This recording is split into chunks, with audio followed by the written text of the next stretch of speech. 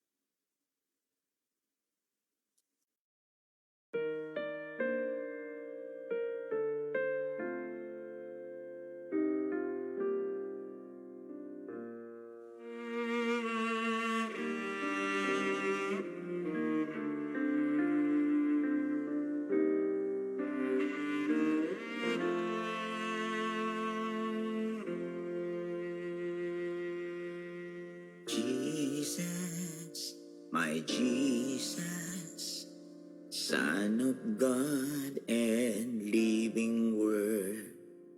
Jesus, Jesus, you're all I want.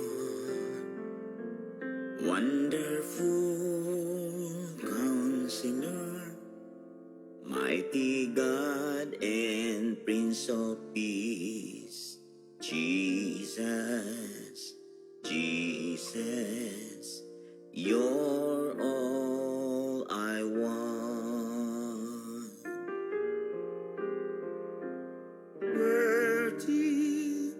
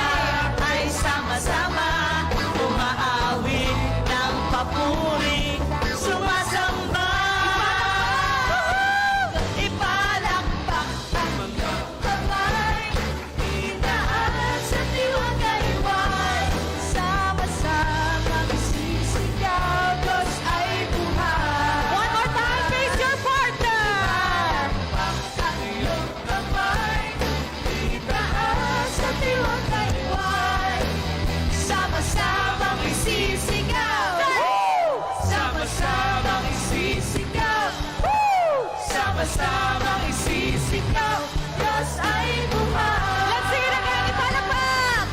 Ipalakpak ang iyong kamay, itaas at iwag-iwag. Sama-samang isisigaw, Diyos ay buhay. Change partner naman! Ipalakpak ang iyong kamay, itaas at iwag-iwag. Sama-samang isisigaw, sama-samang isisigaw, sama-samang isisigaw, Diyos ay buhay. Mga ka-daily life sharing! Salamat, salamat, salamat! Live na live kasama natin si Pastor Jerry, si Mother Tess Biray! Woohoo! Praise the Lord! Iwagay-way mga kamay! Sabay yaka! We love you! Yes! Amen!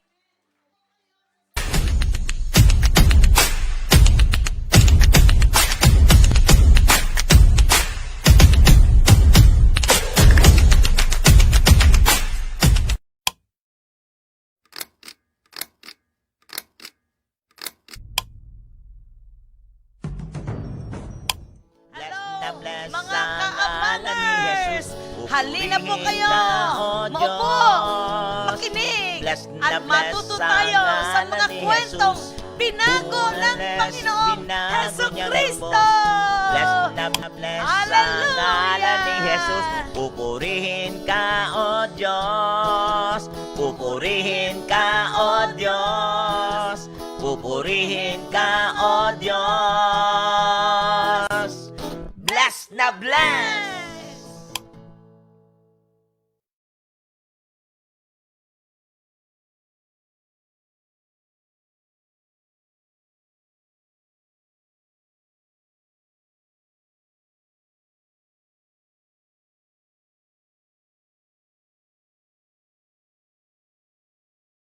Pray that you are blessed. Ang sarap ng worship kanina, ano? Ang sarap-sarap magpuri kay Lord.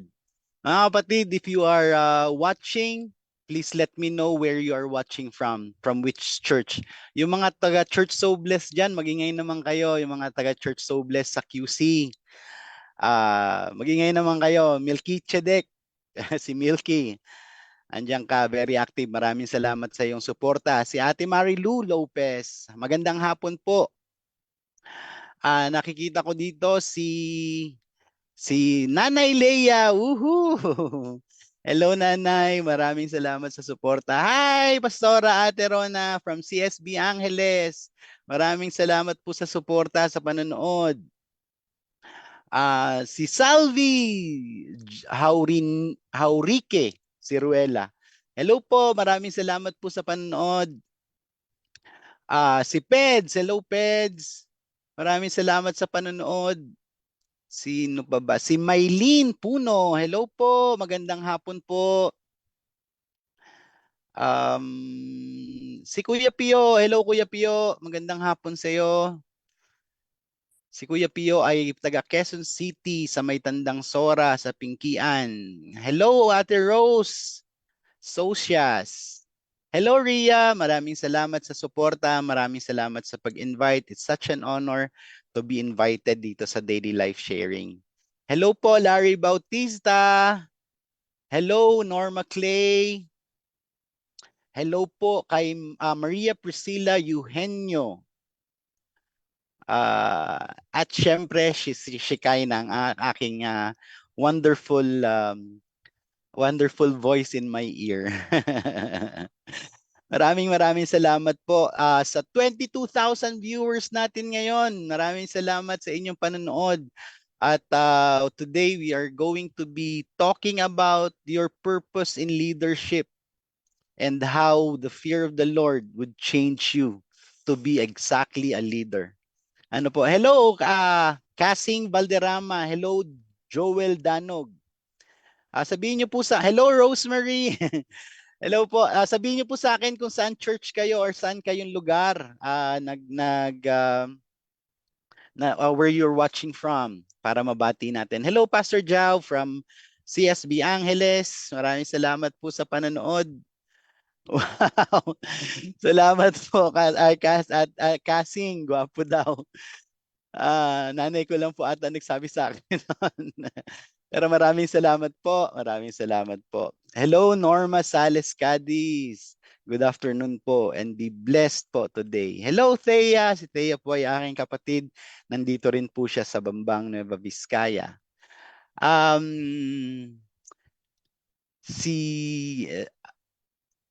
Si Noy, ni Noy Abuque from CSB Angeles. Ano pa ba? Ang bilis mag-scroll. Si Sally Arizobal. Good afternoon po, Pastor Matt, watching from Parañaque. Hello po sa taga-Dahab Parañaque at sa lahat ng taga-Parañaque dyan. Good afternoon po. Be blessed. Be blessed po kayo. Sana po ma-bless kayo sa message natin ngayon. Sobrang inspiring po. At habang ginagawa ko ito ay nag-pray ako na marami pang leaders ang mag-step up. Marami pang believers ang mag-step up sa calling nila bilang maging leaders. Pag na-pick up po kasi natin yung calling ni Lord sa atin, I can only imagine, I can only think of what the Philippines will be like, what my barangay will be like pag nagkataon na na-pick up ng believers, ng mga leaders, yung guidance ni Lord. Hello, Alona Mernilo. Yes and amen, Lord. Prayer request po sa aking radiation po. In Jesus' name, cancer be healed. O kung ano man yung rinaradiate niya yan, total healing po from LGCC Ministry, Suba, Liloan, Cebu. Hello po sa lahat ng taga LGCC Ministry sa Suba, Liloan, Cebu. And I continue to declare healing in Jesus' name. I speak healing dun sa kung ano man ang rinaradiation kay Alona Mernilo. Be healed. In Jesus' name, you do not have a right to that body. In Jesus' name, that body has been paid for already. By the stripes of Jesus Christ, that healing, that body is healed from the top of her head to the sole of her feet. Pray with me, Alona. Receive this healing. From the top of your head, I'm speaking healing to the sole of your feet. Binayaran na ni Jesus yan. Binayaran na ni Jesus yan. And Alona, I want you to go to that store na pinagbayaran ni Jesus and ask for the healing. Na para bang binayaran, nilibre ka nung kapitbahay mo ng Coke. Sabi nung kapitbahay mo, Alona, pumunta ka dun sa tindahan, kunin mo yung Coke mo doon at bayad na ito. Pupunta ka doon hanggat hindi mo nakiklaim yung healing mo. Demand for that healing. Kasi si Jesus na ang nagbayad nan at hindi mura ang ibinayad ni Jesus. Hindi binarat yan. It was the precious, precious blood of Jesus na nagbayad niyang kasalanan na yan. Alona, claim that healing in Jesus' name. Hello, Zani. Ala, bilis. Sorry.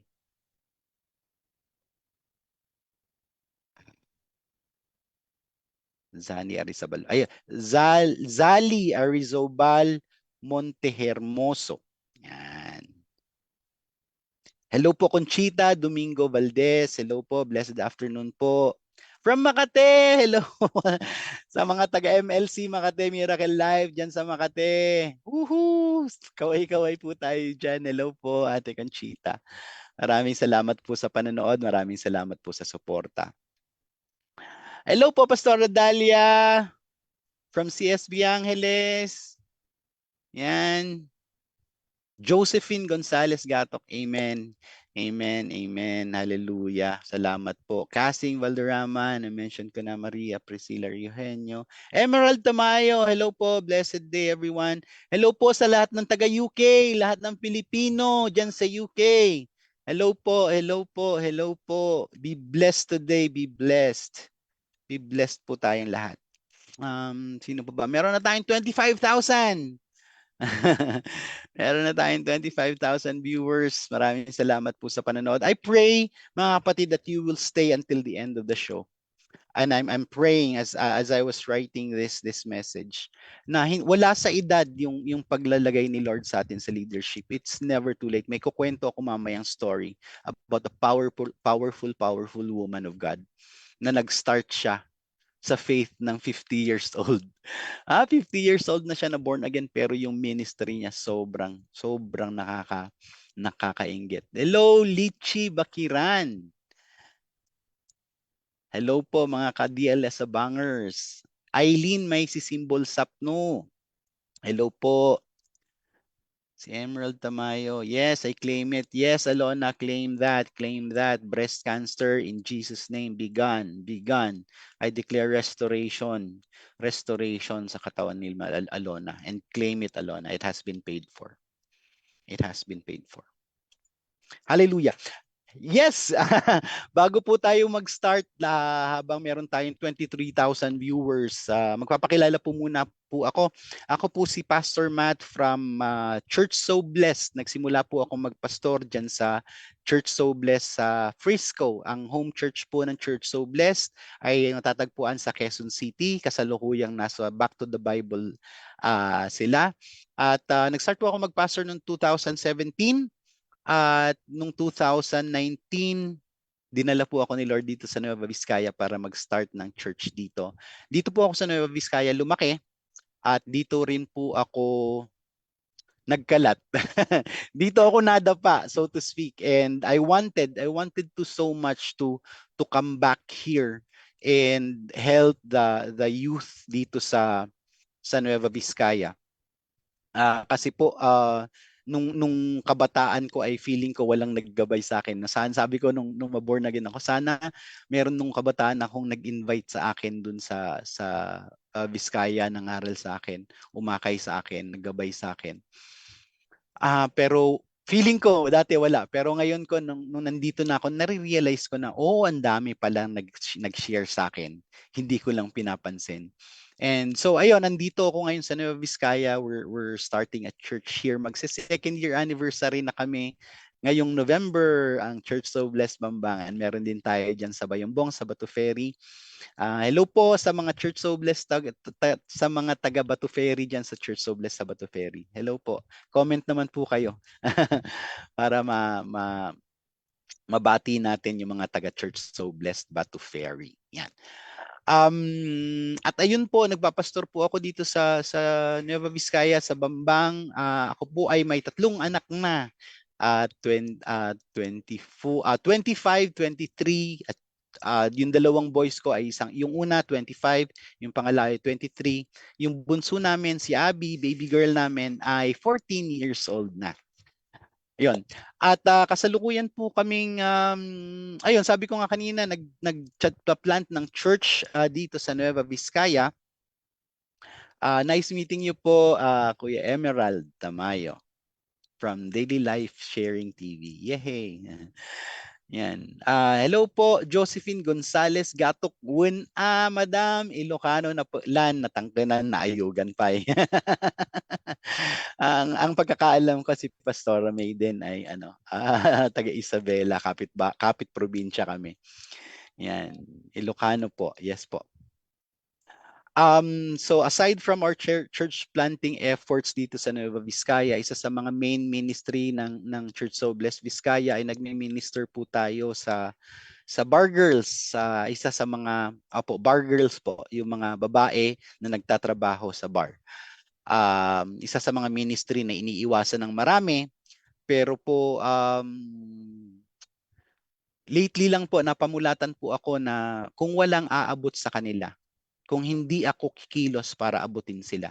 Dahil karamihan ng churches na ay pinandidirihan sila, inaayawan, tinatakbuhan kasi nga napakadelikadong ministry. Kasi dati ang feeling ko pagka pumasok ka dyan sa bar pa, na believer ka na, ay para kang nakikipaglaro sa apoy.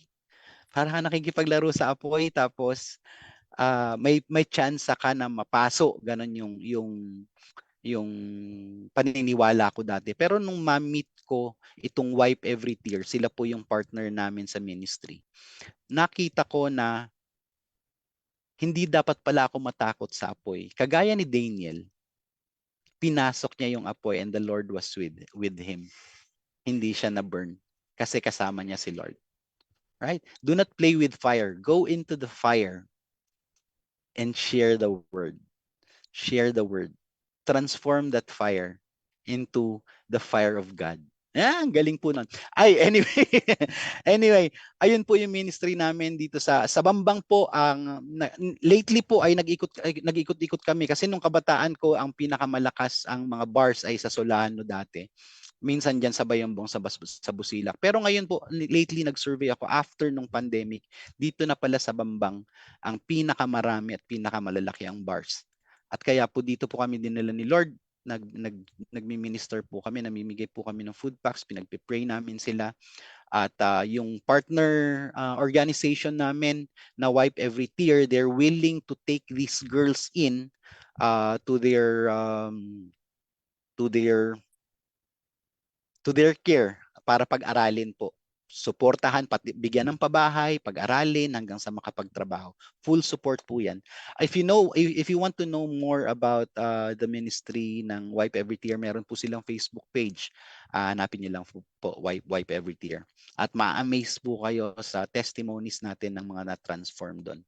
Aside po sa ministry namin sa Bar Girls, meron din po akong sinimulan at patuloy na ini-improve 5-minute devotions daily. Sundan niyo po yung profile ko, pero malapit na po. May mga improvements po akong ginagawa sa 5-minute devotions daily. Ito po ay bite-sized na devotions, bite-sized na spiritual nourishment natin sa everyday. Ginawa ko po to para sa mga kabataan natin na, hello, Pastor May. Agpada ta, Pastor, sabi ni Ate Josephine. Yung 5-minute devotions daily po sa profile ko pala ngayon sa Facebook ay design ko para sa mga kabataan na napakaiksi ng attention span. And I'm praying na nung sinimulan ko to para lang talaga dito sa local church namin para makapag-devotion sila. And then it started to grow, it started to pick up attention from different churches even. And from different walks of life. I started, alam niyo yung nagba-vlog lang, yung mga nag-follow to follow sa mga vlog.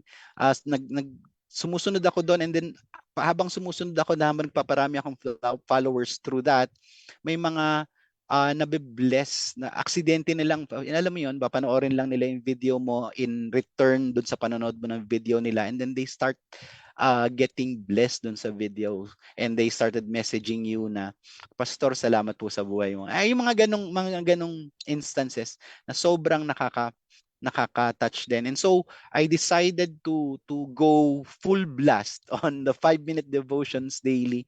At na-post po tayo ng Holy Week, nagkaroon tayo ng social media fast, at ngayon po we're doing a few things para i-improve yung ating 5-minute devotions daily. Hello, Jeremy Jordan Perez from COG dito sa Bambang, Church of God dito sa Bambang. Hello, Jeremy, thank you for watching. Yun, hello, Sister Emerald. Good afternoon po sa inyo lahat. At ayun po ang maikling istorya ng buhay ko. Kung gusto niyo po mapanood yung mas mahaba pero pinaikli pa rin, meron po hindi ko na matandaan kung anong date ito pinalabas dito sa Daily Life Sharing TV, but I shared my life testimony kung paano ako binago ni Lord, at maraming napawa, ganun pala. Maraming chismis na na-reveal doon. Anyway, yay, meron tayong 27,000 viewers. Before we start, let's pray. Lord, maraming salamat po sa pagkakataon na binigay mo sa akin para mag-guest dito sa Daily Life Sharing TV, Panginoon. Maraming salamat sa honor na ibinigay mo sa akin para i-share ka sa lahat nitong 27,000 viewers na to, Panginoon, na nanonood ngayon. Salamat po. Panalangin ko po, Panginoon, na gamitin mo po ako. Lord, kulang yung vocabulary ko Kulang po yung vocabulary ko para ipaliwanag, para i-express yung kabutihan mo, yung kagandahan ng loob mo at lahat ng plano mo para sa akin at para sa lahat ng nanonood sa series na to at para sa lahat ng manonood pa dito sa series na to, Panginoon. So Lord, ikaw po ang maglagay ng mga salita sa aking dila. Ikaw po ang mangusap sa puso ng bawat isa. Sa mga nanonood ngayon at sa mga manonood pa nito sa mga susunod na araw. Panginoon, gamitin mo po ako to advance your kingdom. In Jesus' name I pray. Amen. Amen. Hallelujah. Sige po, babasa po tayo sa Proverbs 10:27 to 29. If you have your Bibles with you, mas prefer ko na magbukas tayo ng ating physical Bibles. Physical Bibles. But if not, if you don't have the physical Bibles right now, you can have your open your phones, your Bible app. Yan. At if alam ko if-flash dan yan ni Shekinah. Yan. Ready na for flashing. Let's go. Proverbs 10:27 to 29. The fear of the Lord prolongs life, but the years of the wicked will be short. The hope of the righteous brings joy, but the expectation of the wicked will perish. The way of the Lord is a stronghold to the blameless, but destruction to the evildoers. Thank you, Lord, sa iyong mga salita. Kaya ng panalangin ko kanina, Panginoon, gamitin mo po ako. Ikaw po ang mangusap sa puso ng bawat isa ngayon. In Jesus' name I pray. Amen. Yon mga kapatid. So that ang topic natin today is leadership. And ang alam ko ay isang mahabang series about leadership ito. But what I'm going to talk to you about today is a changed life in leadership.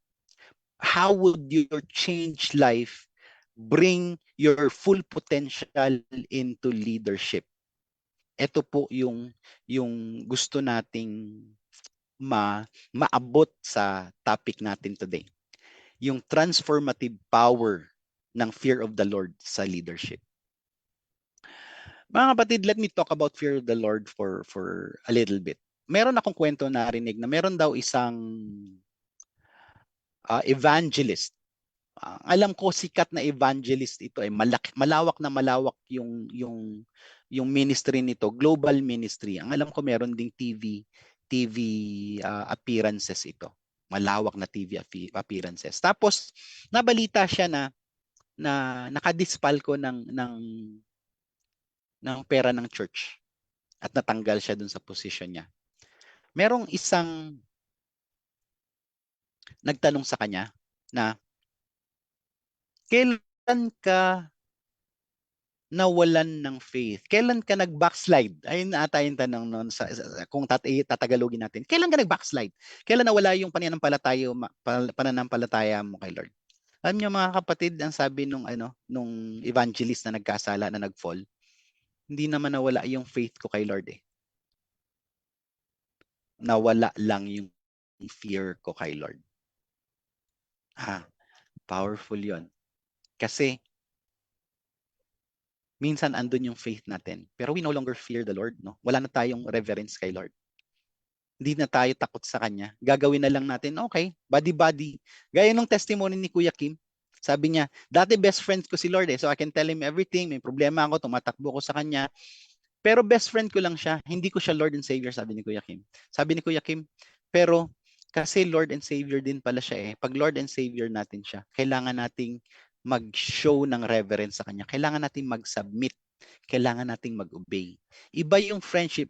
Oo, Jesus calls us friends already. Hindi na tayo slaves. We are friends. Pero wag nating abusuhin yon. Hindi pa rin dapat nawawala yung fear of the Lord. Mga kapatid, let me tell you about the fear of the Lord. It is so different from the worldly fear na alam natin. Yung nature ng worldly fear, it is often rooted in anxiety, worry, or dread concerning the uncertainties of life. It is driven by external circumstances such as danger, loss, or failure, and can lead you to feelings of insecurity, stress, and panic. Ganito yung worldly fear. Nakaka-stress, nakaka-panic, nakaka-insecure. Pero yung fear of the Lord, mga kapatid, it is rooted in reverence, awe, and respect for God. It acknowledges His sovereignty, holiness, and power, leading to obedience and worship. This fear is characterized by deep sense of humility and dependence of God. Diba ang layo ng pagkakaiba? It is rooted in reverence and awe. Yung bang kaya ka hindi gumagawa ng mga ayaw niya ay dahil amazed ka sa Kanya. Dahil, wow Lord, ang ganda-ganda mo. Diba? Wow Lord, ang ganda-ganda mo at mahal na mahal kita. I do not want to hurt your feelings. Hindi kagaya ng worldly fear na, wow, nakakatakot. Lord, ayokong gumawa ng kasalanan kasi baka ipadala mo ko sa hell. Yung ganong fear, napaka-weak nun. It's a worldly fear. You become insecure. Diba? Saan naman nanggagaling yung worldly fear? Yung worldly fear, it arises from the challenges of uncertainties in life.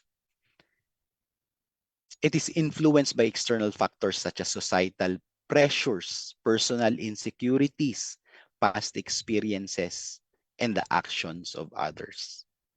Ganon yung worldly fear. Doon nang gagaling. Galing sa mga nangyayari sa'yo. Dahil nung bata ka siguro ay nagkaroon ka ng trauma. Yung binubugbog ka nung bata ka o nung bata ka na madalas kang mabasted. Ganon kaya may fear ka. Nung bata ka, pag tuwing may sasabihin ka na idea sa parents mo ay i-reject ka agad. Hindi lang rejection, may kasama pang pagpapahiya. Yung nag-recite ka sa klase, pinagtawanan ka ng mga klase mo, doon nanggagaling yung worldly fear. Ano? Doon nanggagaling yung worldly fear. Yung may gagamba, trauma. May gagamba, mga ganyan. Lahat ng mga trauma na yan, sa worldly fear yan ang gagaling. Takot sa heights, ng ganyan. Takot sa snakes, ganun. Takot sa tubig. Worldly fear. Saan naman nanggagaling yung fear of the Lord? The fear of the Lord originates from a personal relationship with God and a recognition of His authority and righteousness.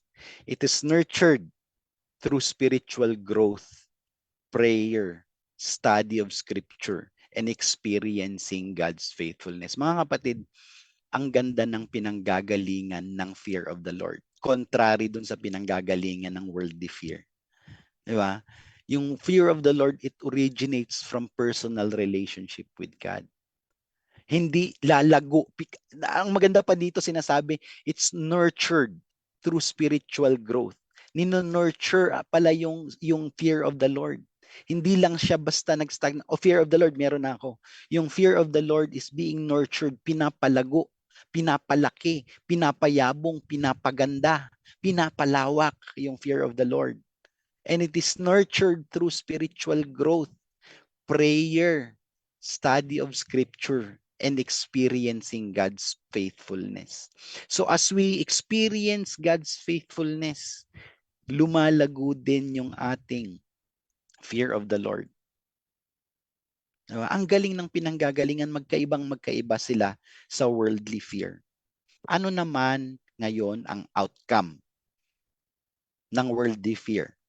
Ang outcome ng worldly fear, it often results to bondage, anxiety, limitations. Yung ayoko nang lumipad sa eroplano, ayoko nang sumakay ng eroplano kasi may fear of heights ako. Ganon. Ayokong mag-public speak. Ang daming mga pastor na ganito, no, na pag natumayo sa pulpito, pag tumaya sa maraming tao, nanginginig ang tuhod. Dahil nagkaroon sila ng trauma mula nung bata siguro, or for some reasons.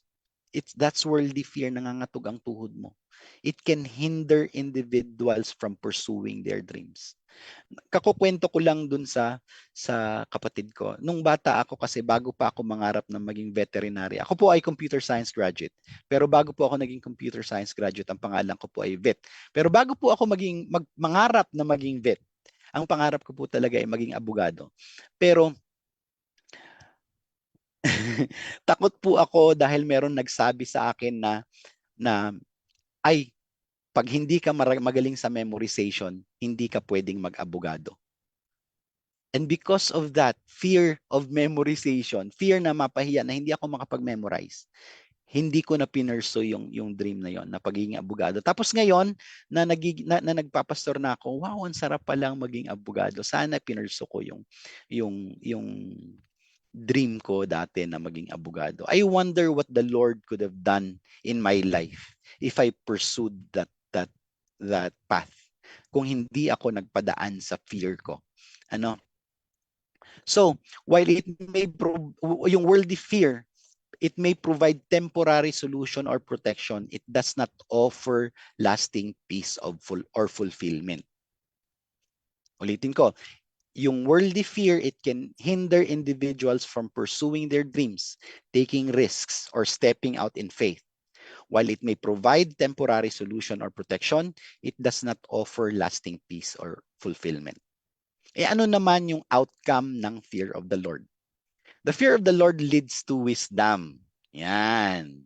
It leads to obedience. It leads to blessings. It guides individuals to make righteous choices, seek God's will, and live in accordance with His purpose. Ultimately, it brings about spiritual growth, peace, and eternal life. Ayon yung outcome ng fear of the Lord. Di ba? Yung outcome ng fear of the Lord, it builds you up. Yung outcome ng worldly fear, it brings you down. It prevents you from achieving your full potential. Mga kapatid, in short, yung fear of the Lord, it changes us. Yung fear of the Lord, it will change you. At gaya nga nung sabi ko kanina, the topic for today, the topic for this week is about leadership. But I am focusing today on change life. Meeting your full potential in leadership through changing your life in accordance to the will of God. Ang sabi dun sa outcome, ang sabi natin kanina dun sa outcome ng fear of the Lord, nagkakaroon daw tayo ng wisdom. Pag meron tayong wisdom, we make righteous choices. Pag meron tayong wisdom, we make righteous choices. Imbis na nagalit ka sa magulang mo at imbis na sagutin mo sila, you start to honor them. Because it's a righteous choice. You choose to honor them. That's wisdom. Kasi alam natin na pag in-honor natin yung parents natin, it brings about, yung promise sa Lord, you will have long life, di ba? Pero yung nakikita natin sa buhay natin, ako po ay 10 years in college, 5 years in high school, plus 10 years in college. Alam niyo po kung bakit? Kasi ang tawag namin dito sa probinsya, Balyudong. Pasaway po ako. Layas ako ng layas.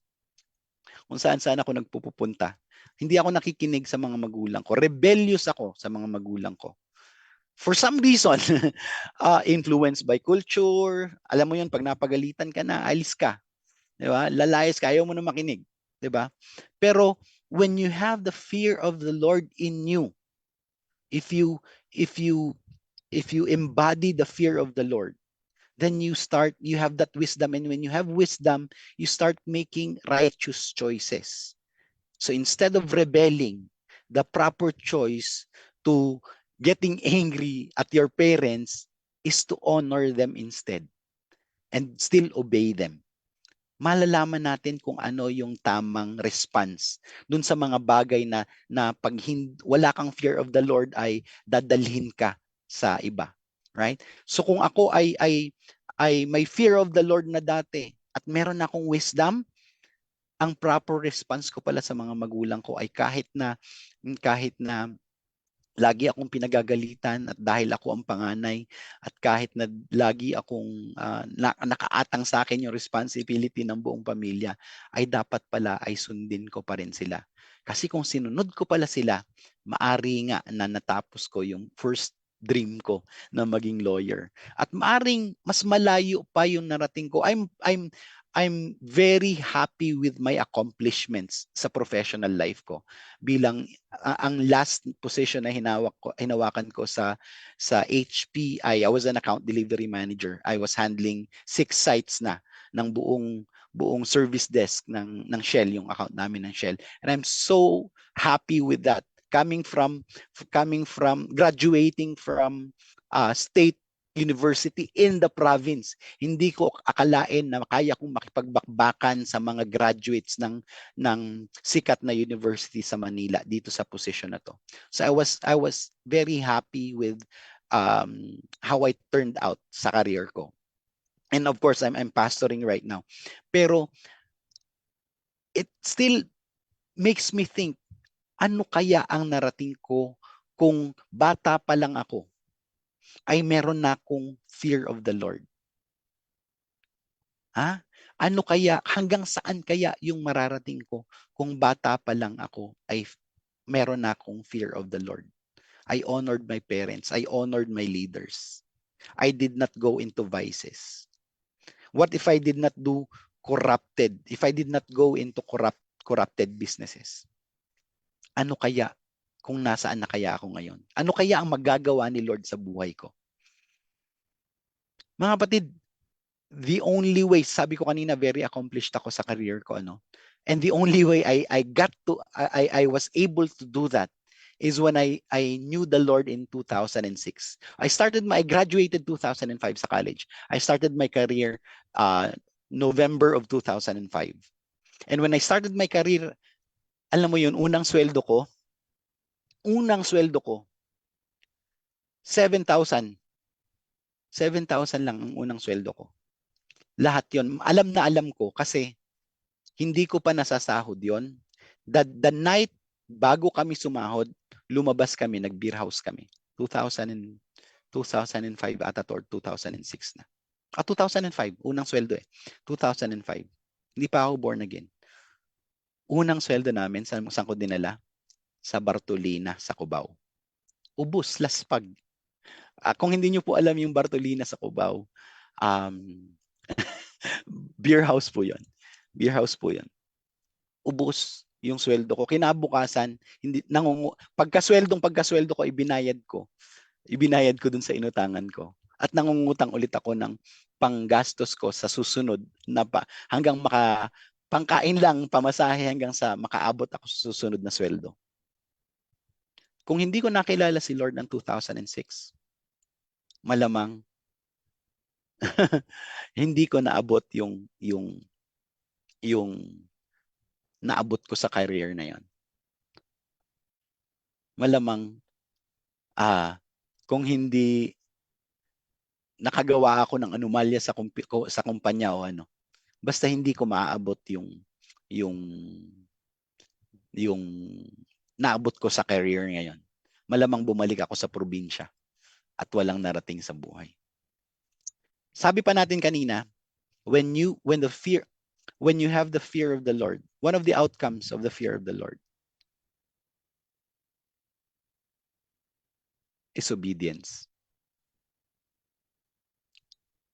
One of the outcomes of the fear of the Lord is obedience. Mga kapatid, si Lord ang ating Alpha and Omega. Sabi sa Revelations 22:13, na I am the Alpha and Omega. Ibig sabihin, si Lord yung nagsulat ng purpose natin. Siya yung nag-create ng purpose natin. We were created for a purpose. And He also planned for our destination. So He is our beginning and He is our end. He created us for a purpose and He designed that purpose for us. And if we have obedience to the Lord, if we obey Him, He will sustain the journey, mga kapatid. He will sustain our journey. Ang galing nun. Marami sa atin ang tumatahak ng kani-kanilang mga career. Pero agbugbugsot sabi sa Ilocano. Agbugbugsot, yung hindi mo alam san mo kukunin. Wala kang direction. When you have the fear of the Lord, then you start to seek His will. When you seek His will, then that and the Lord answers you, that provides you, the Lord gives you guidance so that you will know exactly which path to take para maabot yung purpose niya sa atin. Ang masakit kasi mga kapatid, if we do not have the fear of the Lord, then we make our own purpose. And that purpose is usually driven by the bad experiences nung bata tayo. Halimbawa, ako, sige, gamitin ko na lang ulit example ng sarili ko. Ako, ay may broken family ako. May broken family ako, and ang goal ko para sa pagkakaroon ng, pag nagkapamilya ako ay hindi ako mag-aasawa ng ganito, hindi ako mag-aasawa ng ganito, hindi ko ganito ang pagpapatakbo na gagawin ko sa pamilya ko, and all that. And all that decision is driven by my bad experiences nung bata ako. And you know what happens kung ganun ang sinunod natin? Dahil ito yung purpose na binibigay natin para sa sarili natin. We are often fueled by the bad experiences. Kung ang fuel natin ay bad, malamang ang outcome natin ay bad din. But if we submit to the guidance of the Lord, if we seek His will, then the Lord will fuel us to that journey. Sabi nga, may isang pastor na nagsabi na ay ako pala nagsabi na to. If you have a mission, you will have a provision. If you have a mission, you have a provision. Dahil si Lord yung nagtakda ng purpose mo, siya yung magsusustain sa'yo. At kung sumusunod ka sa purpose ni Lord para sa'yo, kung nakikinig ka sa purpose ni Lord para sa'yo, meron kang clear purpose in life. Kasi pag yung purpose mo lang ang sinusunod mo, pag na-achieve mo yon, dead end ka. Hindi clear kasi yung purpose mo. Again, usually ang panggagalingan ng purpose mo ay yung experiences mo nung bata ka.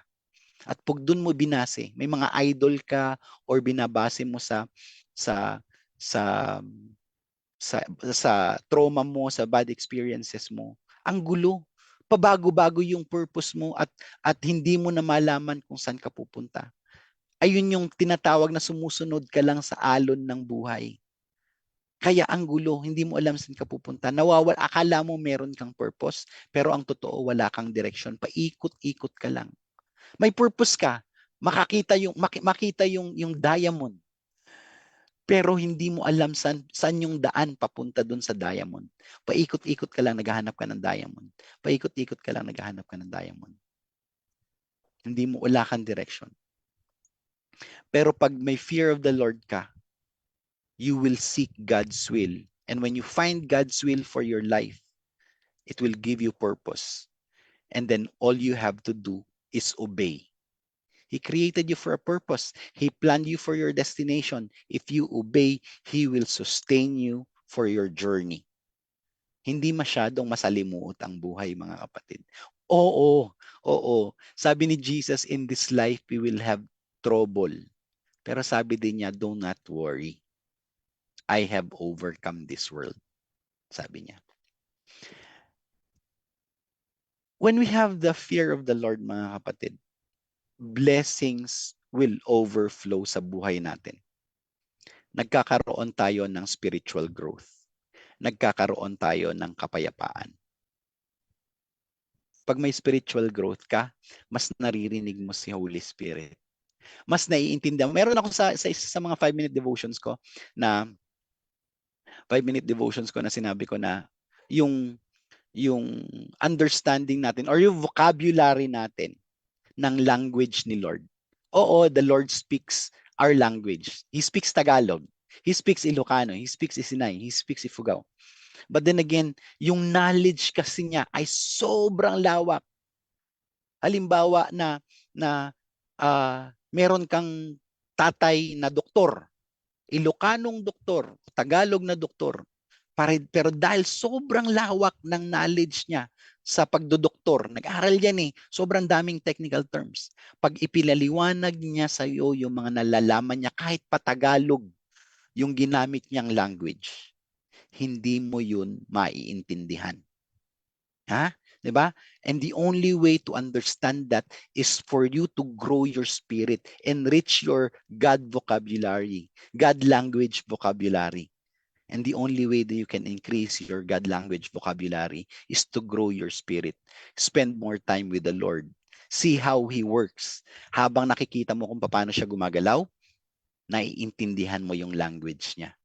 At pag naiintindihan mo yung language niya, malalaman mo kung ano yung mga pinagagawa niya sa'yo.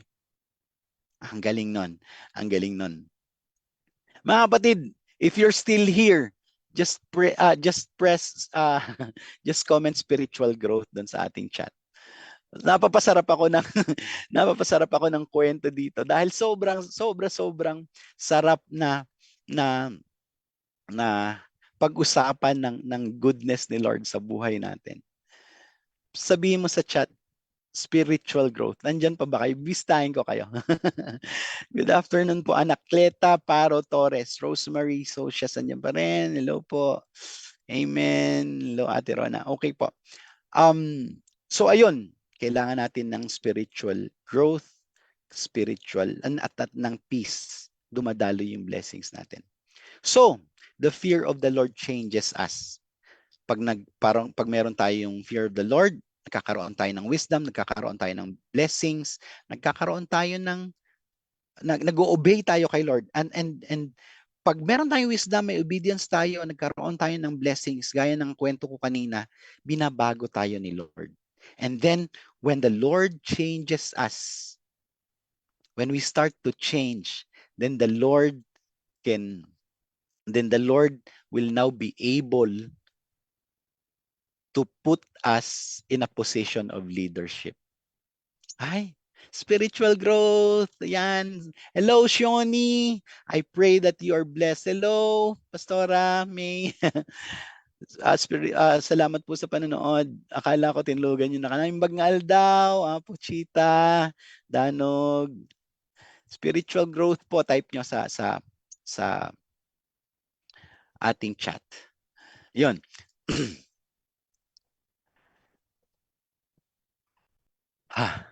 Ang sarap no? Ang sarap no? Pag binabago tayo ni Lord, napoposition niya tayo into a position of leadership. Gaya nga nung kwento ko kanina, if the Lord had not changed me, if I had not been changed by the goodness of God, hindi ko maaabot yung narating ko sa career ko ngayon.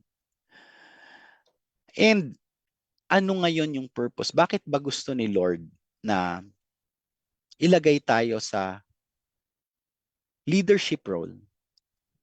Why does God want to put us in leadership role para sa mga Kristiyano? Unang-una, ano ba yung purpose ng mga Christian leaders, believer leaders? Yung una is to serve others. Leadership according to biblical principles is primarily about service other than authority. Excuse me po, inom lang po ako ng tubig. Bakit po ba tayo ilalagay ni Lord sa leadership role? Unang-una, para mag-serve sa ibang tao. Leadership according to biblical principles is primarily about service rather than authority. Example to ni Jesus, no? Si Jesus mismo, he was stripped of everything heavenly and became one of the slaves, and he washed the feet of his disciples. He took the form of a slave, no? Pero kahit na he took the form of a slave, he was introduced to the world as the Messiah. He introduced himself as the Messiah to his disciples. But even as he introduced himself as the Messiah na ang tagal iniintay nung mga ilas na pag dumating yung Messiah, ang gusto ng mga Israelites ay ilagay siya sa trono. But you know what Jesus did? He took the humble form. He washed the feet of his disciples. Makikita natin yan sa John 13. He washed the feet of his disciples. Meron din isang kwento yung dalawang disciples niya, yung nanay ng dalawang disciples niya. Sabi, Jesus, pag pumunta ka na sa kingdom mo, alalahanin mo yung dalawa kong anak ka. Lagay mo sila sa kaliwat kanan mo. Pero anong sabi ni Jesus? Matthew 20:26-27. But among you, it will be different. Whoever wants to be a leader among you must be your servant. Whoever wants to be first among you must become your slave. Ito po yung purpose ni Lord para sa atin so that we can serve others. The Lord is putting us in leadership role. Minsan may mga sa church, or hindi lang sa church, sa bayan natin. Minsan ganito.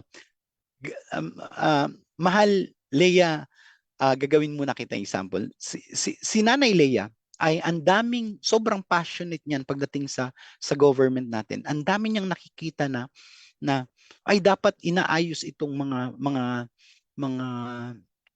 kalsada na to. Ay pinaayos na nga. Ay bakit ganito pa yung ginawa? Dapat ganito yung ginawa. May mga ganun siya nakikita. Right? Sabi ko, alam mo mahal, tumakbo ka kaya na kapitan dito. Tumakbo kaya magsimula ka as barangay official para lahat yung naiisip mo, you could make it happen. If the Lord is putting that burden in our hearts, o sa church, sige, mapunta tayo sa church, ay, ang dumi-dumi ng church lagi. Baka naman tinatawag ka ni Lord na mag-serve sa church, maglinis. Oy, bakit ang pangit-pangit naman ng lighting sa church? Baka naman tinatawag ka ni Lord dun sa ministry ng media and lights. Ay, asintonado lagi yung worship leader. Baka naman tinatawag ka ni Lord dun sa praise and worship ministry. 'Di ba?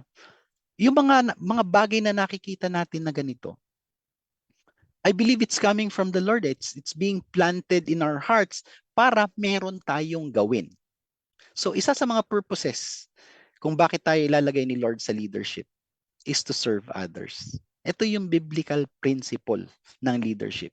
Number 1 is to be able to serve others. Pinatunayan niya ni Jesus dun sa example na ipinamuhay niya at syempre itinuro niya ito sa kanyang mga disciple. Sabi niya, whoever wants to be a leader among you must be your servant, and whoever wants to be first among you must become your slave. Mga kapatid, yung mundo kasi ang idea nila ng pagiging leader ay magmando magmando, tapos pakinabangan yung kanilang mga nasasakupan. Pero hindi yun yung purpose ni Lord para sa atin. Ang purpose ni Lord para sa atin in a leadership role is to serve others.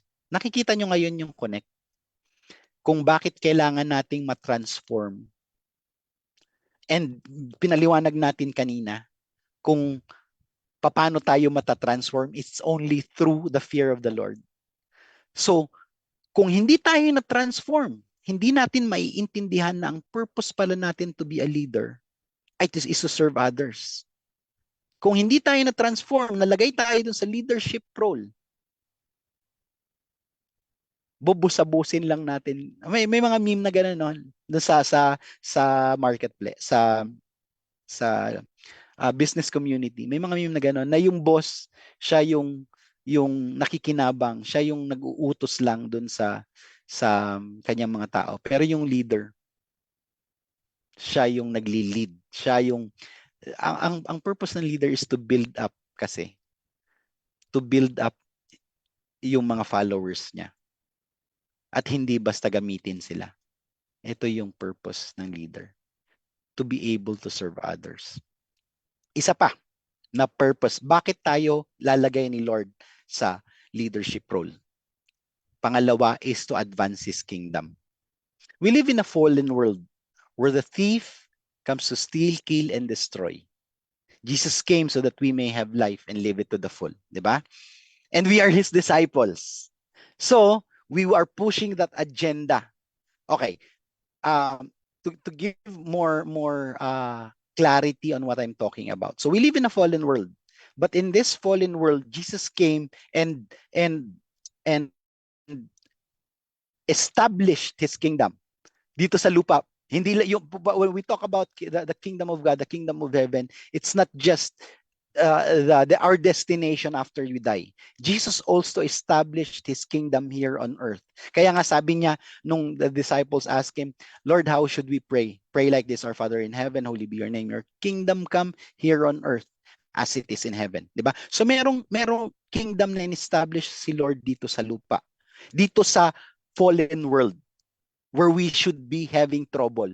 But Jesus established a kingdom here, and this is the kingdom that we are advancing dito sa lupa. Okay? We are advancing that kingdom.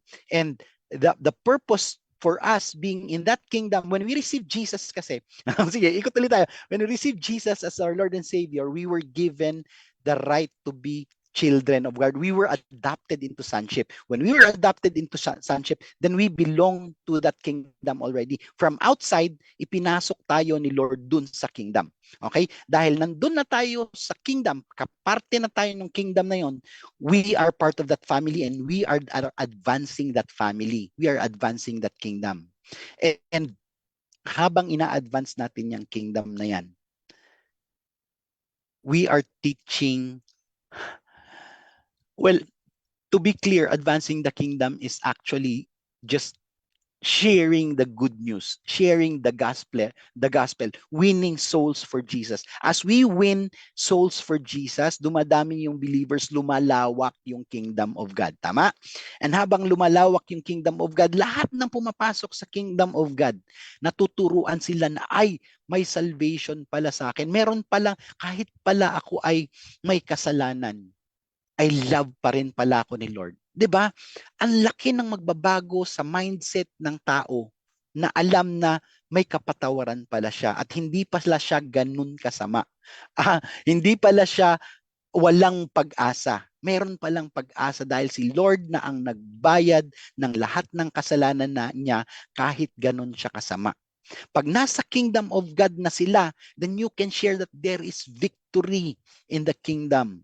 Na kahit ganito yung pinagdadaanan mo sa career mo, 'di ba? Na the Lord has plans for you, plans to prosper you and not to harm you, the plans to give you hope and a great future. 'Di ba? Ang laki ng nagbabago sa mindset ng tao na nasa loob ng kingdom. 'Di ba? And in the kingdom there is joy. Where the spirit of the Lord is, there is joy. There is peace. 'Di ba? Where the spirit of the Lord is, there is joy, there is peace. And in the kingdom of heaven, there is so much power. Sabi nga, for the kingdom of heaven is not a matter of talk. It's a matter of power. Mga kapatid, we need to advance His kingdom. As we advance His kingdom, we are giving these people na nasisharean natin ng change din, kagaya ng nangyari sa atin, yung change na nangyari sa atin para makaabot sa leadership na yan, ay gusto nating ipamana dun sa mga nasishare natin, dun sa mga na-advance natin ng kingdom. And imagine kung gaano kalaki ang magbabago sa buhay nila. Yung dating walang pag-asa, magkakaroon ng pag-asa. Yung dating walang pangarap, magkakaroon ng pangarap. Yung dating ninanakawan, pinapatay at sinisira ng demonyo, nakakalaya sa mga bondages. Ang galing nun. We advance. The Lord is putting us in places of leadership, in roles of leadership to advance His kingdom. Of course, the Lord is putting us in roles of leadership to bring glory to His name. Mga kapatid, lahat ng ma-achieve natin, if we start taking ownership, ay, nagawa ko yan. When we lose the fear of the Lord, then blessed dahil nag-surrender ka kay Lord, and then dati meron kang fear of the Lord, and then kinain ka ng blessings. Lumaki yung ulo mo. Wow, ang galing ko. Sobrang blessed ako, ang galing ko, ganyan, no? And then mawawala yung fear of the Lord sa'yo. And then you will start glorifying yourself. But if you have the fear of the Lord, if you have the fear of the Lord, you will return this glory to God. You will know na wala ka niyan kung wala ka kay Lord.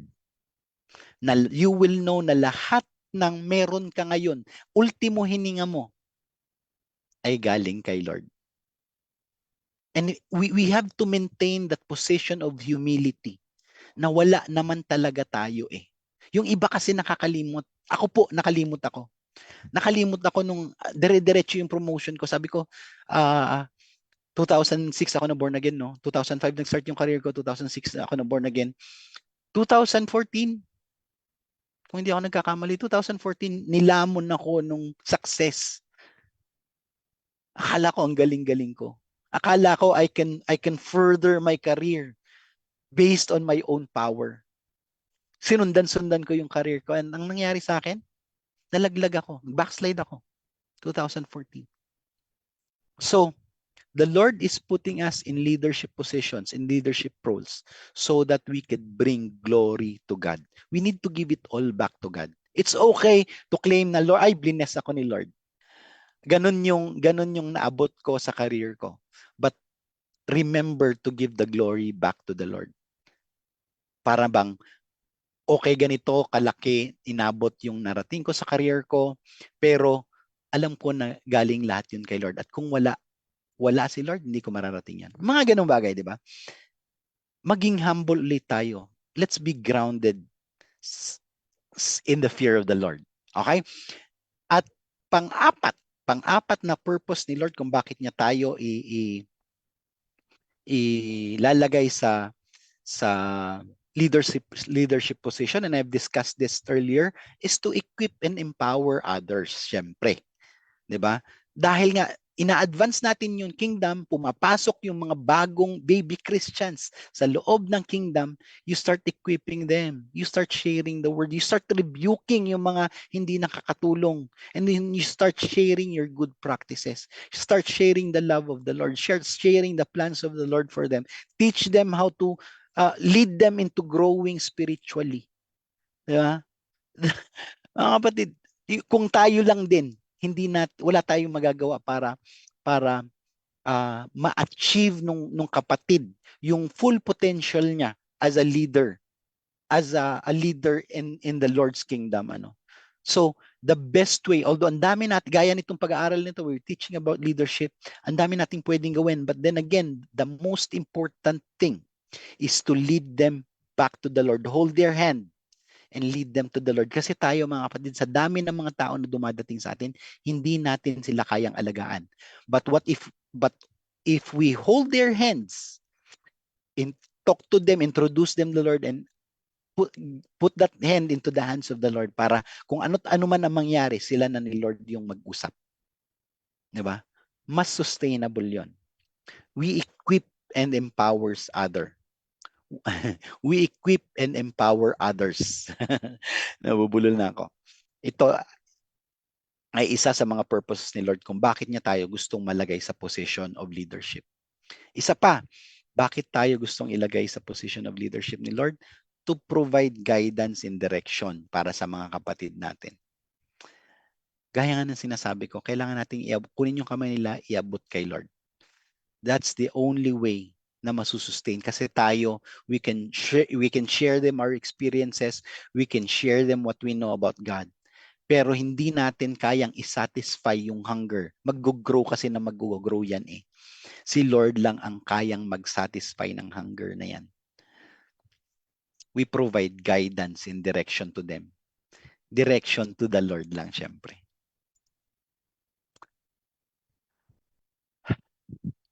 Mga kapatid, meron akong last na to. I'd like to tell you about the story of Pastora Mary Lou Suarez ng Peniel. Na born again siya, 50 years old na. Isang very successful na businesswoman sa Amerika. Nakilala niya si Lord ng 50 years old at nung makilala niya, nabaliw kay Lord, na in love ng sobra-sobra kay Lord. At lahat gagawin niya para kay Lord. Sabi niya sa mga testimony niya, dahil sobrang in love siya kay Lord, naging legalistic siya at some point sa buhay niya. At ang dami niyang crazy things na ginawa. Diba? Iniwan yung negosyo, bumili ng church sa Amerika, ganyan. Hiniwalayan niya yung asawa niya dahil sobrang legalistic niya. Diba? Marami na born again siya ng 50. Bago ko ma-meet itong si Pastora Mary Lou, sabi ko, pag nag-uusap kami ni Nanay Leia, alam mo, ready na akong kunin ni Lord. Sabi niya lagi kasi, wag muna Lord kasi bata pa yung anak ko. Pero ako sabi ko, mas magaling magpalaki ng anak si Lord eh. Mas kayang palakihin ni Lord si Abby kesa sa akin. Ang gusto ko lang mangyari bago ako mamatay ay ma-in-love si Abby, yung bunso namin, kay Lord.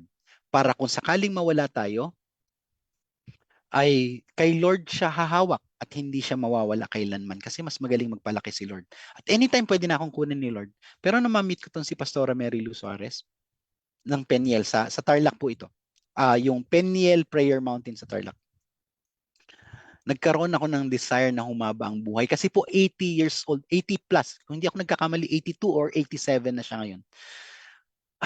82, 87 years old, pero nag-preach yan sa amin sa Peniel. Ngawit na po yung puwit ko. Hindi ko na malaman kung saan ko ipoposisyon yung puwit ko. Pero siya nakatayo pa rin. Grabe, hindi siya umupo. Nakatayo siya doon, nagpipreach at may passion. Hindi siya napapagod mag-preach. Ando siya share, sobrang dami niyang i-share. At nung tapos yung makikita mo yung muscle niya dito, maselan pa yung 80 years old na kilala ko, laspag na laspag na yung balat, wala nang muscles. Pero siya makikita mo, may muscles pa siya dito, may definition pa nga yung muscles niya dito eh. Hindi ko, obviously ay lang yung nakikita ko kasi may face mask siya, tapos syempre maayos yung damit niya. Ito lang banda yun. Pero I feel like dahil ganun yung kamay niya, she's in great shape at 82 or 87 years old. Grabe. Grabe itong matandang ito. Yung ministry niya, binenta niya at to cut the long story short, dahil nakilala niya si Lord, naka-receive siya ng word para bumili ng bundok sa Tarlac, bundok na walang tubig para gawing prayer mountain. At sumunod siya kay Lord, walang tubig. At isa sa mga testimonies nila, yung anak niya ay siya na rin yung accountant nung Peniel at minsan nag-accounting sila. Natapos daw yung accounting, sabi niya, "Mama, alam mo ba na we are losing, kung hindi ako nagkakamali, 11 million yung figure. At we are losing." Sabi daw ni Pastora Mary Lou, "I know." Ay, ang dami nakikita kasi lahat ng activities nila, sa lahat ng pinapagawa supervise niya. So I know. Pero sabi niya sa anak niya, "Alam mo ba na nagkulang ka ba? Nangutang ka ba? Nagutom ka ba?" Sabi daw niya sa anak niya. Grabe. Millions ang nawawala every year.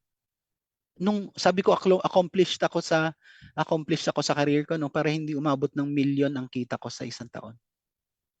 Hindi umabot ng million ang, hindi ba? Hindi ata umabot ng million ang kita ko sa isang taon. They are losing millions in a year. But she says it's okay. We're doing the work of the Lord. Ay, grabe 'yon. Grabe 'yon. Alam mo po, dun sa Peniel na walang tubig, pero nagkaroon siya dahil sobrang passionate niya kay Lord. Nagkakaroon siya ng mga dreams. Dreamer siya eh. Nakita niya, kung pinakita sa kanya ni Lord in a vision or in a dream, kung saan magkakaroon ng tubig sa bundok na 'yon. At nung una hindi sa kanila 'yon, pero dahil pinakita ni Lord, binili nila yung lugar na 'yon. Nag-provide din si Lord ng pambili at doon nagkatubig doon sa bundok. Maraming pumupunta diyan sa church na 'yan. sa church na yan, sa prayer mountain na yan, na sobrang paglabas, blessed na blessed. Ako lang po, paglabas namin nung Peniel, bago to mag-Holy Week, nagpunta kami doon. Paglabas namin ng Peniel, sobrang refreshed ako. Sobrang in love ulit ako kay Lord. Sobrang inspired ako sa kwento ni Pastora Mary Lou. She was born again at the age of 50. Now she's 82 and she's still advancing the kingdom of God. So powerfully pushing and advancing the kingdom of God. Ay, pag narinig din nyo rin yung mga testimony niya. Mga kapatid, the Lord wants to bless you. Remember when He said, He has great plans for you. Plans to prosper you, not to harm you. Plans to give you hope and a great future. When I talk about leadership, mga kapatid, hindi lang to yung bastang leadership na kailangan mong maluklok bilang ma-opisyal ng gobyerno o magkaroon ng posisyon sa isang kumpanya. You can be a farmer and have a circle of influence that you will lead. You can be a tricycle driver and have a circle of influence that you can lead. You can be a tindera sa palengke, and the Lord will provide you a circle of influence that you can lead. Remember yung purpose ni Lord kung bakit niya tayo ilalagay sa position of leadership? Ano yung sabi natin kanina? So that you can serve others. Pangalawa, so that you can advance His kingdom. Halimbawa na lang na linagay ka ni Lord bilang tricycle driver, halimbawa. Can you still advance the kingdom as a tricycle driver? The sign na ilinagay ka ni Lord into a leadership position is that when you see people follow you, when you see people start to listen to you, to what you say, nagkakaroon ka ng impluwensya sa kanya. Ayun yung sign na linagay ka ni Lord sa leadership position. Meron akong isa sa mga leaders ko dito, si Paring Greg. Ang testimony po ni Paring Greg, lumahaba yung kwento ko. Ang testimony po ni Paring Greg ay dati siyang, kababata ko to, kasama ko dito ng Lasinggo, Basagulero, at sakit ng ulo ng barangay namin. Nag-church plant ako dito, Lasinggo pa rin siya nung nagsisimula ako mag-church plant. At minsan, tinouch ni Lord yung puso niya sa isang worship services na invite siya. Actually, tinawag namin siya para magluto, and sa isa sa mga worship, dahil siya nagluto, umattend na rin siya. At dahil umattend siya, na-touch ni Lord yung buhay niya. Alam niyo po, ang dinala ni Paring Greg sa church, yung buong pamilya niya. Yung asawa niya, ilan ba anak niya? Si Angel, si Angeline, si Axel, si Aika, tsaka 5 anak niya. Yung kapatid niya o mga kapatid niya at yung potential pa ng mga kapatid niya. At sobrang influential din itong si Paring Greg sa mga tricycle driver. Mga kapatid, you do not have to be in yung worldly leadership position. The Lord will put you in a leadership position in His own terms.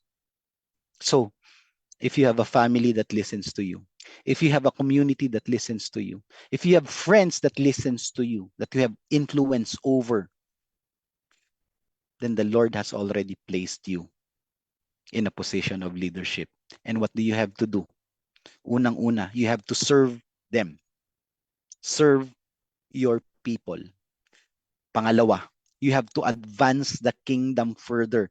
Ibig sabihin ng advancing your kingdom further, advancing the kingdom further, palawakin mo pa yung circle of influence mo. Gaya nung mga ginagawa nung mga hari nung Bible times. They establish a territory and then they expand that territory. Ito rin yung mandate sa atin ni Lord eh. Humayo kayo at magpakarami. Ayun sabi ni Lord, di ba? And then bring glory to God. Equip and empower others. Provide guidance and direction. Families needs great leaders. Our community, barangay, town, city, province, it needs leaders. The Philippines needs great leaders. The Lord wants you there. The Lord wants you in the family. The Lord wants you in the community. The Lord wants you in the barangay. The Lord wants you in the town. The Lord wants you in your city, province. And the Lord wants you in the Philippines. The Lord wants you to reach your full potential as leaders. Mga kapatid, I pray that you were blessed sa devotion natin. Sa devotion. Sa message natin for today. Know that for you to be able to fulfill your full potential as a leader, you have to be changed by the Lord. And the only way you can change if you submit to Him out of fear, the godly fear, the holy fear, na gaya ng pinag-usapan natin kanina. Salamat po sa lahat ng nanood. If you still have prayer requests, pwede niyo po akong i-PM, or you can add it in the comments after this. I'll see if I can still go back in the comments, but you can also, hi Pastor Emat Galindo to kayo. Maraming salamat sa panonood, kapatid. Hello Weng, hello Angie Campoy. Ernesto Iradiel, Anacleto Paro Torres, hello po. Chita, Guillermo Dano, Josephine, okay. Alright. Maraming salamat po sa panonood. If you still have prayer requests, please add it in the comments. Pag nakita ko, I'll pray for you now before we pray for you. Maraming salamat po, Pastora May, sa panonood. Maraming salamat po sa pag-iimbita. Sabi ni Salvi, you will fly like an eagle in your old age. You will run about. You will run, but you will not faint. Your strength will be like youth. Amen. Hallelujah. Hallelujah. Sana po na-bless kayo. If you have prayer requests, we have 25. Wow. Very loyal. Dalawa lang yung lalagas dun sa 27 kanina. 200,000. Hey, if you may pahabol pa pong pabati, ngayon na po yung time para bumati. Otherwise, let me pray. Lord, I pray po para sa lahat ng nanonood sa 27,000 kanina na nanonood nitong Daily Life Sharing TV. I pray, Lord God, para sa mga manonood pa nito, Panginoon, na ma-achieve nila yung full potential nila as leaders in your kingdom, Panginoon. I pray, Lord God, that this message, ikaw po ang pangusap na tunay. Alam ko po na kulang yung vocabulary ko. Kulang yung pagpapaliwanag ko sa gusto mong mangyari sa bawat isa, Panginoon. Pero ikaw, gamitin mo po lahat ng sinabi ko bilang punla. Ikaw po ang magtama kung meron man akong nasabing mali. Ikaw po ang magtama sa puso ng bawat isa, Panginoon. At Lord, gamitin mo po itong punla na balang araw ay lalaki. Ikaw po ang magpaliwanag sa kanila ng mas malawak at balang araw ay lalaki. I pray, Lord God, sa lahat ng mga nanonood na ma-achieve nila yung fullest potential nila as leaders, Lord God, ng kanilang family unang-una. If they are fathers, if they are mothers, Panginoon, if they are eldest in the siblings, kung mga panganay dyan, Panginoon, na binigyan mo ng position of authority sa family, Panginoon, I pray for them, Lord God, that they will have the holy fear, the fear in the Lord, Panginoon, so that they will submit to you, so that they will seek your will, so that they may seek your purpose, Panginoon. And I pray, Lord God, that as they seek your will, they will find their purpose, Panginoon, and they will walk the path that you have prepared for them. And as they walk the path that you have prepared for them, Lord God, you will sustain them. I know, Lord God, that this path will sometimes lead to the valley of the shadow of death. Pero panalangin ko, Panginoon, na lahat ng nanonood dito will know kung kanino kakapit when they pass through the valley of the shadow of death. Panginoon. I pray, Lord God, that they will have that holy fear, that reverence, Panginoon, to surrender their decisions to you, to surrender their lives to you. I pray, Lord God, Lord, I pray kung meron man dito, maliban sa leadership potential nila, kung meron dito ang mga hindi masabi or hindi nakapagsabi ng kanilang mga pinagdadaanan, hindi nakapagsabi ng kanilang mga sakit. Lord, sa lahat ng may sakit, in Jesus' name, I declare you healed. Sa lahat ng may cancer na nanonood from the top of your head to the sole of your feet, I declare healing. It has been paid for. It has been paid for. Go and claim what has been paid for. It has been paid for by the precious blood of Jesus. Sa lahat ng may mga mabigat na problema ng pagkakautang, I declare miracle money. Miracle payment of debt. Lord, may mga narinig akong testimony dati na nabura na yung utang sa Meralco, na nawala na yung utang sa bangko. In Jesus' name, I declare this to happen sa kapatid ko na nanonood ngayon na may mabigat na pagkakautang, may malaking pagkakautang at hindi alam kung saan huhugutin ang pagkakautang. Lord, ikaw po ang mag-provide. Ikaw po ang mag-provide. Lord, if you will, may it be a miracle provision, supernatural provision, Panginoon. Lord, I pray para sa may mga dinaramdam sa sakit ng puso. In Jesus' name, heart normalize. In Jesus' name, Lord, would you I'm asking, Lord, to send your warring angels, Panginoon, para magbigay ng bagong puso sa may mga heart problems.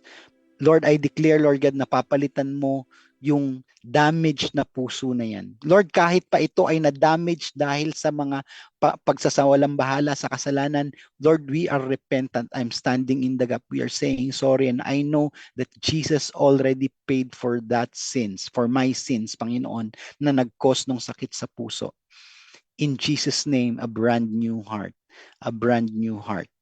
Para sa may mga sakit sa kidneys na nanonood dito, yung chronic kidney disease, in Jesus' name, brand new kidneys. Lord, restore the kidneys. Lord, dadaloy na muli ang ihi sa kidneys, Lord God. Lord, restore the kidneys sa may mga chronic kidney disease. If you have chronic kidney disease, receive this. Receive this. Just say, Amen. I receive. Just say, I receive. Amen. From the top of his head to the sole of his feet, I declare healing sa may chronic disease, chronic kidney disease. Lord, may nakikita ko dito masakit sa kanang paa. Swollen yung kanang paa. In Jesus' name, be healed. I believe kaya pinakita sa akin ni Lord na may swollen yun sa kanang paa is because the Lord wants to heal you. Mga kapatid, if you were healed by today as we prayed, please comment and testify. Bring the glory back to the Lord. Bring the glory back to the Lord. Gaya ng pinag-uusapan natin kanina. Lord, I pray for Daily Life Sharing TV. Hey, maraming salamat po, Panginoon, sa buhay ni Pastor May at saka ni Pastora Dong. Ni Pastora May at saka ni Pastor Dong. At sa Daily Life Sharing TV, thank you, Lord, for inspiring them na buhayin, na gawin itong Daily Life Sharing TV na to, Panginoon. Thank you sa inspiration and thank you for sustaining Daily Life Sharing TV. I pray, Lord God, for Daily Life Sharing TV na mas mag-expand pa yung influence nito, mas mag-expand pa yung reach nito, Panginoon. Lord, supernaturally would you expand the reach. And I pray for all the staff mula kay Pastora May, kay Pastor Dong at sa lahat ng staff na bumubuo ng Daily Life Sharing TV. Lord, I declare fresh inspiration para sa lahat. I declare, Lord God, yung leadership potential na pinag-usapan natin, Lord, na maipamuhay nila, Panginoon. I pray, Lord God, that you are pouring in new inspiration to them. Lord, I believe, Lord God, that they were born for such a time as this, Lord God, I believe, Lord God, in my heart that you have created Daily Life Sharing TV para abutin itong specific audience na ito, yung mga kabataan na hindi hindi malaman kung paano i-handle. But Lord, you will anoint yung mga staff, lahat ng nagpapatakbo ng Daily Life Sharing TV para malaman kung paano aabutin yung mga tao na scroll lang ng scroll sa social media at walang pakialam. Yung mga tao na ayaw mag-church at Facebook lang nag-church. Yung mga tao na yung mga tao na nasaktan sa church, kaya doon lang sila sa social media nag-church na walang sinusurrenderan. Anoint Daily Life Sharing TV, Lord God. Bless Daily Life Sharing TV para mag-expand pa yung kanilang reach, mag-expand pa yung kanilang influence, mag-expand pa yung kanilang leadership. And Lord, if I prayed for the fullness of the leadership potential, I declare it upon Daily Life Sharing TV and all the staff ng Daily Life Sharing TV. In Jesus' name I pray. Amen. Amen. Hallelujah. Hallelujah, mga kapatid. If you were blessed, just make a comment. If you have a prayer request at hindi ako nagre-respond dito, mga kapatid, if I always make it a point na to respond on prayer requests.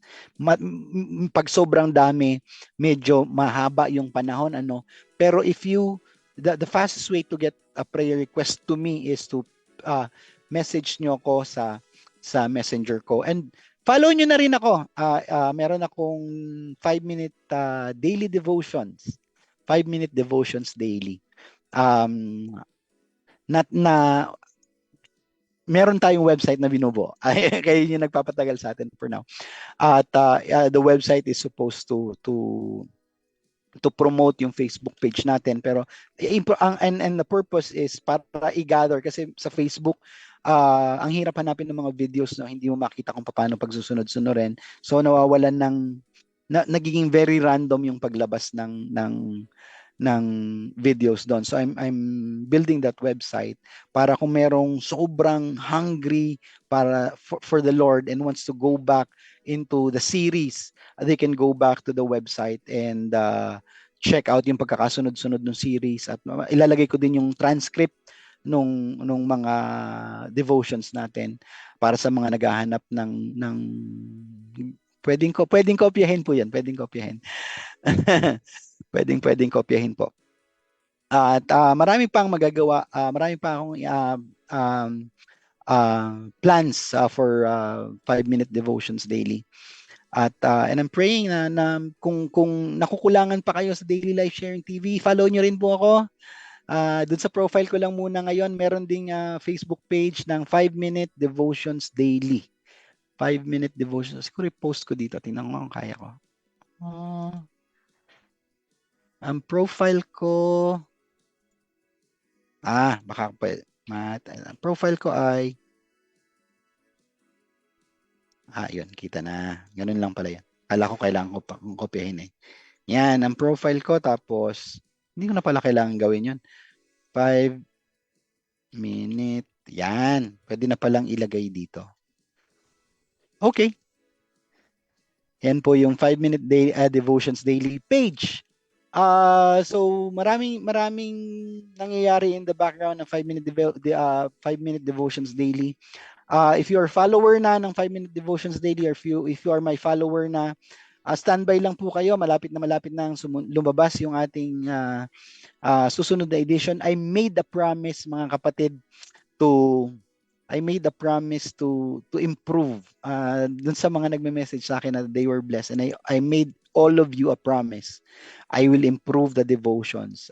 Of course I will improve yung platforms natin. Sabi ni Pastor Rona, they're waiting na lumabas. Sige po, malapit na po. May inaayos lang po tayo in the background.